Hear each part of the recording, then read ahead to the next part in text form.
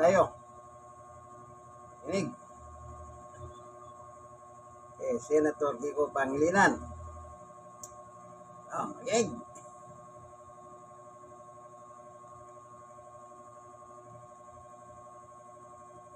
Pangilinan, ang miyembro po ng Senate Majority Bloc at ang bagong chairman nagbabalik ng Senate Committee on Agriculture, Food and Agrarian Reform and one of the senator judges po sa impeachment trial ni Vice President Sara Duterte. Senator Kiko, magandang umaga po, sir. Good morning, sir. Good morning. Good morning, Alvin, Doris, at sa mga nanonood at nakikinig. Magandang umaga. Opo, exciting times again in the Senate. Yes. Ano po, Senator Kiko? Ano pong sa inyo doon na patuloy ini-insist panay ang Facebook Live ni Senator Alan Peter Cayetano na hindi ako pa rin ang Senate President. Paano po yun? Nag-insist siya na siya ang Senate President, Senator Kiko? Well, hindi na bago yan dahil yan din ang ginawa niya nung siya ay Speaker of the House at pinababa na sa pwesto dahil may term sharing hanggang sa nauwi pa sa nag-convene ang House of Representatives sa labas ng batasan dahil nga ayaw niyang may mangyaring change in leadership. So, we expected something like this. Nakakalungkot, no? Dahil sa totoo lang, klaro naman sa ating rules, no, na we declared all positions vacant. We had a quorum of 12. At yung quorum na yan, marami ng pagkakataon na 12 ang naging quorum sa nakaraang mga session. You need 13 to elect a Senate President, but you only need a simple majority to declare all positions vacant, including the position of Senate President. And that's what we did. And therefore, tinanggal na siya. And in his stead, we elected a Senate President pro tem. Yan, maliwanag din na hindi kailangan ng 13 under our Constitution. And 12 is sufficient. And therefore, siya ngayon, under our rules, is the acting President. Po, so, para lang malinaw sa atin, kasi nalilito din yung walang background sa batas, sa Senator, ano po. So, uubra pala na walang Senate President, pero merong Senate President pro tempore na magiging acting Senate President in the meantime na wala pa kayong 13 dahil 12 lang kayo sa ngayon. That is correct. Consistent yan sa ating saligang batas. Ang isa pang dahilan bakit minarapat at naging tungkulin namin na mag-convene ay dahil sa ating saligang batas, maliwanag din na hindi kami maaaring mag-adjourn ng lampas sa 3 araw kung hindi magbigay ng pasya o consent ang House of Representatives. In other words, we would have been violating the Constitution because of their refusal to convene. And our duty is to uphold the Constitution, and that's why we had to convene yesterday. Maliwanag yan sa ating saligang batas na hindi maaaring mag-adjourn ng lampas ng 3 araw ang Senado o ang House na walang consent ng other House. And in this case, kung hindi kami nag-convene kahapon, walang consent ng House yung aming pag-adjourn mula pa nung nakaraang linggo, lampas na ng 3 araw, we would have been violating the Constitution. Yun ang nakakalungkot no? Dahil hindi sila sumisipot, di ba? Nagbo-boycott daw sila. Wala namang problema yun kung ito hindi labag sa ating mga alituntunin at labag sa saligang batas. We are not, kumbaga, impunity na ito and abuse of power na hindi nagko-convene, labag sa saligang batas. All these constitutes impunity at pang-aabuso sa kapangyarihan at sa pwesto. Kaya talagang lahat yun, mula nung naging President, si Senate President, former Senate President Alan Cayetano, sunod-sunod ang pagbabalaktot at pagbabaliwala ng Senate rules hanggang dito nga We are supposed to, under Section 40 of our rules, meet on weekdays at 3 p.m. Number one. And number two, kung may cancellation o postponement ng sessions, there has to be consultation with the minority. So that was not happening mula pa nung nakarang linggo. Hindi nag-convene, nung nag-adjourn. Hindi tama. Buti nabanggit nyo po yung sinasabi ninyo parang declaration ng CNDA kasi may lumabas din na papel sa social media partner kahapon na si former Senate President Alan Peter Cayetano nag-issue ng papel. Yun pala yung pinapakita ng former Senate Secretary. Oo. Pinapakita sa mga senador. I think nakita sa video, pinakita din sa inyo, Senator Yes. Kiko, hindi ho ba? So hindi Yes. ubrang papel-papel lang. Kailangan face-to-face na idideklara po pala yun. The declaration of CNDA adjournment is done by a concurrent resolution of both houses. It is an act of the Senate in plenary. It cannot be the act of a Senate President. Again, labag na naman sa ating mga alituntunin at labag na naman sa ating rules and practices. Talagang hindi naman siya yung Senado eh. Diba? Again, the CNDA adjournment cannot be undertaken outside of plenary. It is plenary. The Senate in plenary passes a concurrent resolution and the House too will pass a concurrent resolution. Both houses have to act on it. A mere letter, sulat lang ng Senate President, ano ito? This is, again, contrary, illegal. It is void.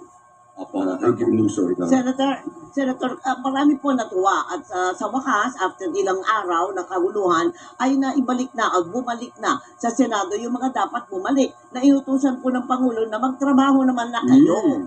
Pero, Laki ng sweldo eh. yun lahat ng epekto, no? Pero, sa ganyan pong klaseng sitwasyon na may nagsasabi, hindi, ako pa rin, hindi, ganito matutuloy ang committee ko na mag-hearing today. At paano yun? Kung pumasok po si Alan Peter Cayetano, meron ng ibang Senate President. Hindi po malabo-labo yan? Ang balita ko pa nga, well, this is of course, Chismis. hindi pa naman chismis, pero mga sources na nagsasabi. Sources lang, sources. Yes, they're considering convening. Oh. Wag naman, dahil nag-adjourn na kami, at pati nga sila, kahit illegal yung kanilang contrary law, sila mismo nagsabi, adjourn na, tapos ngayon magko-convene, di ba? So, Hindi po, 10 lang sila, Senator, hindi kulang sila. 10 na lang naiwan sa kanila, di ba? kaya yun na nga, lalo silang magiging katawa-tawa, no? Kung pipilitin nila. So siguro hindi sila magko-convene. Alam mo, mahilig yung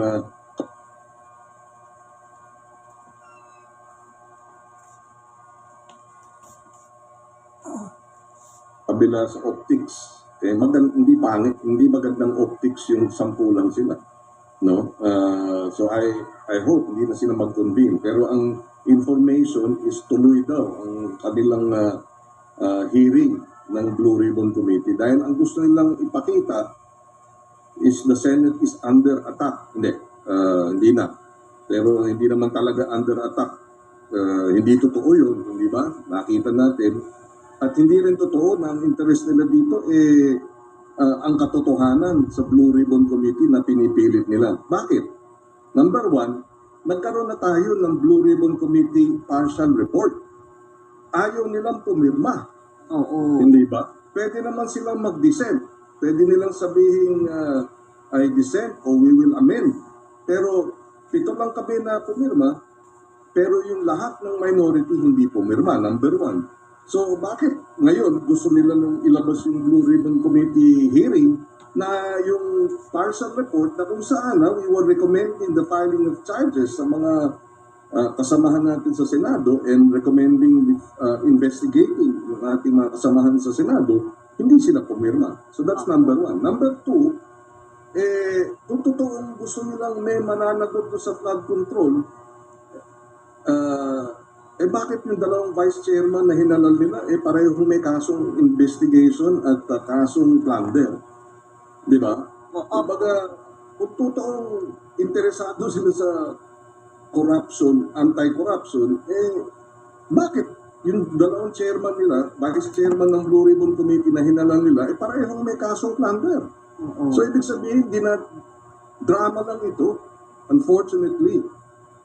And sana makita ng ating mga kababayan yan. Opo. At talagang interesado silang at pinipilit yung Blue Ribbon Committee hearing, hindi dahil sa pananagutan, kung hindi dahil may ibang layunin. Nakakalungkot.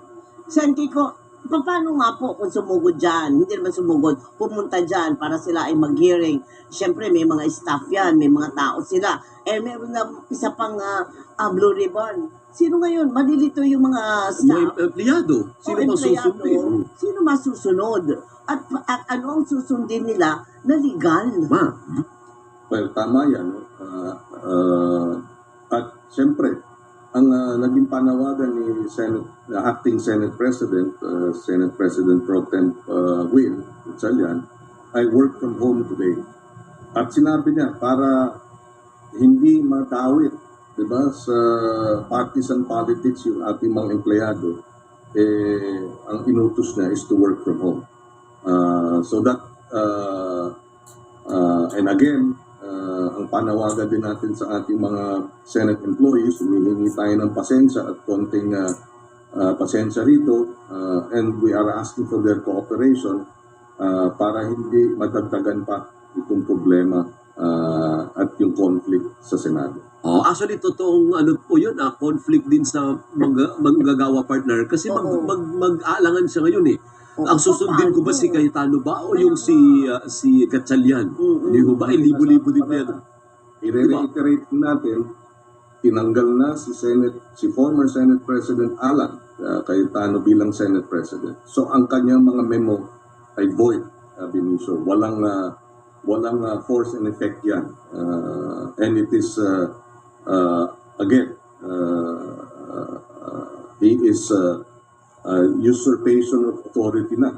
Ang dami talagang mga pangyayari at mga kilos na hindi tama, illegal, and sunod-sunod na ito. And that's why, diba, the honorable thing to do is to accept, is to resign. That was earlier. But because he refused to resign and do the honorable thing, we had to remove him. Apo. Ngayon, punta tayo because I have a few minutes left. I know magigest pa partner to kay KD, kay Karen Mia, si Senator Kiko. Ano ang implication po nito sa impeachment trial naman na supposedly mag-start sa July 6? Malapit-lapit na rin po yan, Senator Kiko. Well, tuloy yan. Tuloy ang impeachment. We have an acting Senate President who can preside sa ating impeachment proceedings. So tuloy yan. Akala ko binago po ninyo yung rule kahapon na para mag-i-elect kayo kung sino mag-preside sa impeachment kung hindi presidente yung impeach. Kasi pag presidente partner, Chief Justice naman yung presiding officer. Tama? So ngayon, sa binago ninyong rule, mag-i-elect kayo among yourselves kung sinong magiging chairman Or presiding officer. or presiding officer. So pwedeng kayo maging presiding officer nun dahil sa block ninyo ngayon, dalawa na lang kayong naiwang abogado, ikaw at saka si Escudero. Jesus. Tama ba? That is correct.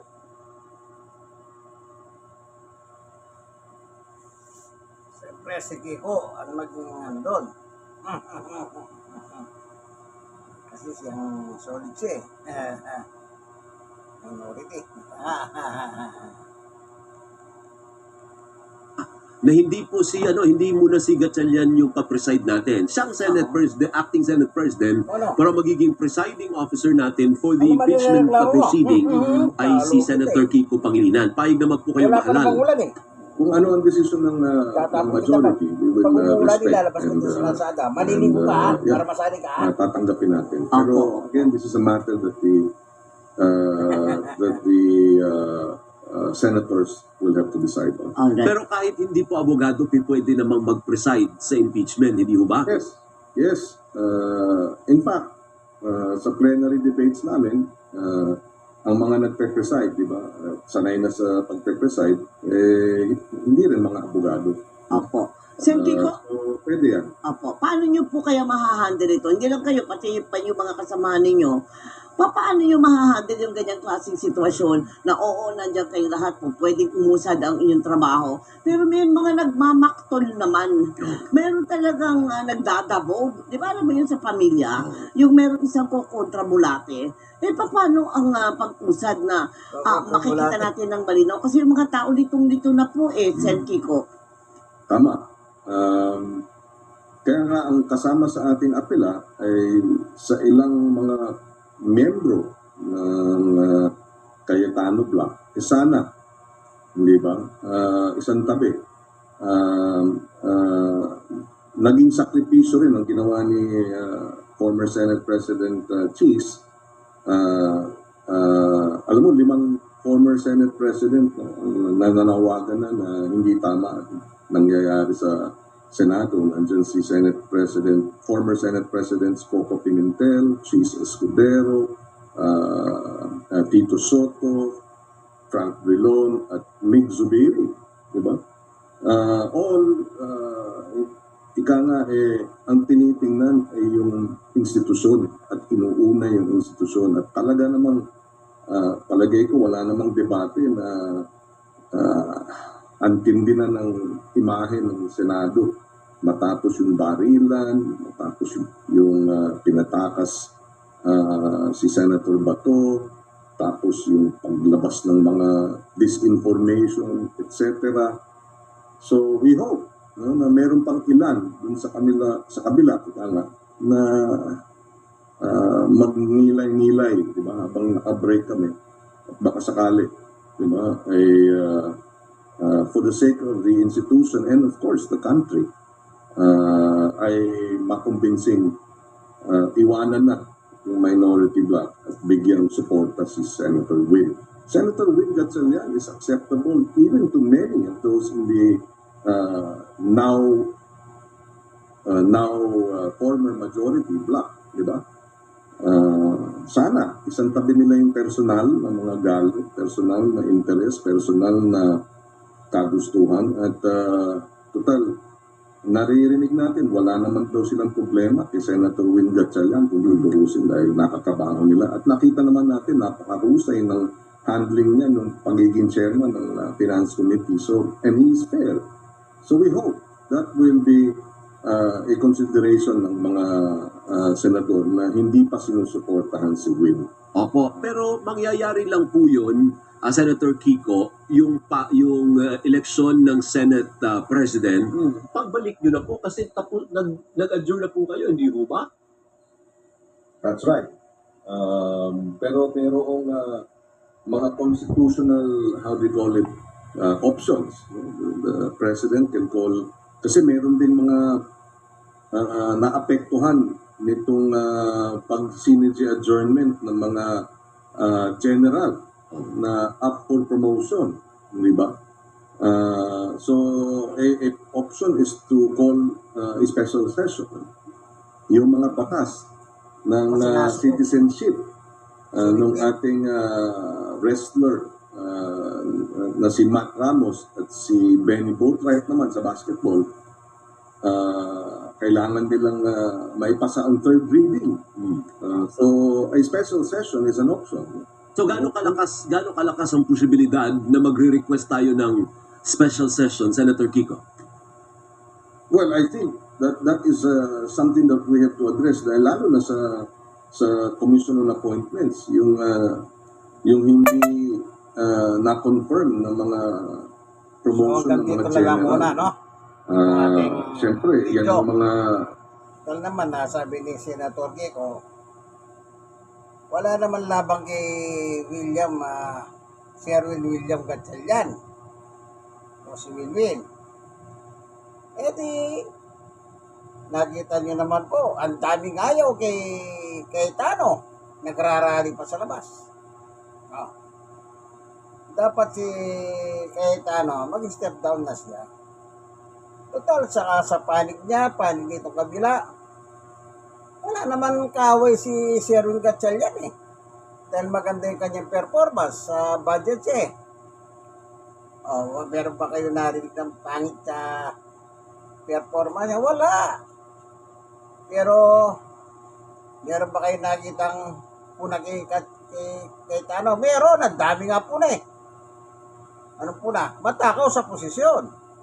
O remember, nung congressman niya, kay Alan Lord Velasco, di ba? Ay, kayo bigay yung kalahati. Hindi pa nakialam si Digonyo. Ano sabi ni Digonyo sa video? Pag di nyo maayos yan, ako kaayos sa inyong dalawa. Alam na nila yun. Natakot si Cayetano. Yan kasi agreement yun eh, lalaki sa lalaki. Term sharing sila. Pag tapos ka na, ibigay mo sa kausap mo. Parang nangyari. Kinosto din niya si Bato. Eh, nasa si Bato ngayon. Para silang hindi nag-usap ng lalaki-lalaki ni Director Melvin Batibag.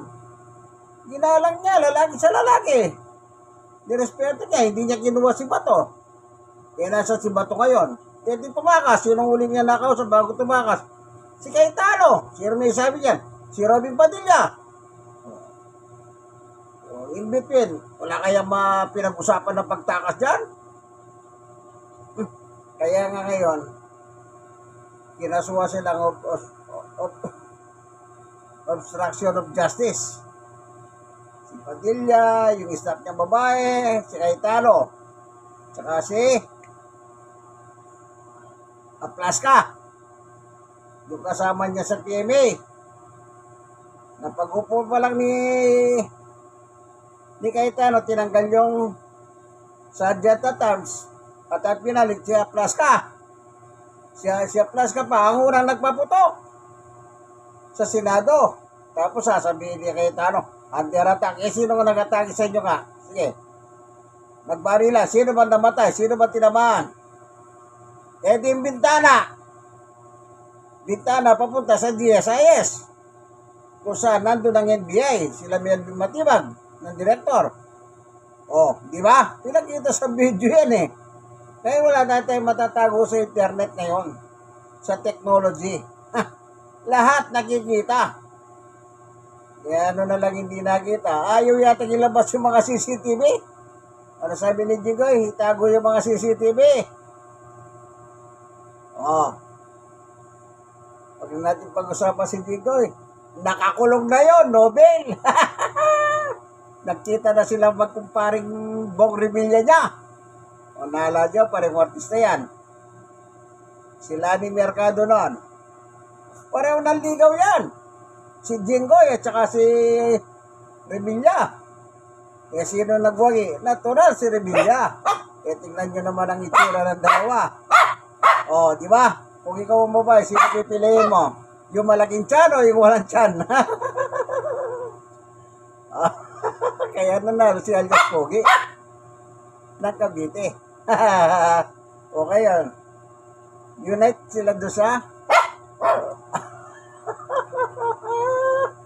sa kulungan sa Payatas. At least yung kulungan doon, hindi wala pang gumamit doon. Virgin na virgin pa yun. Sige po. Dito na lang. Wala tayong political color ha. Kaya wala kayong dapat ikagalit. Narinig nyo lang yun ha. Nanonood lang tayo ng mga balita dyan. Sige po. Yung kaibigan ni Jesus, Brother Manny Bautista. Ano? Magdasal po tayo. Mainit ang panahon. Bumabagyo na. Doming. Umalis ka na. Mainit pa sa Senado. Babayo.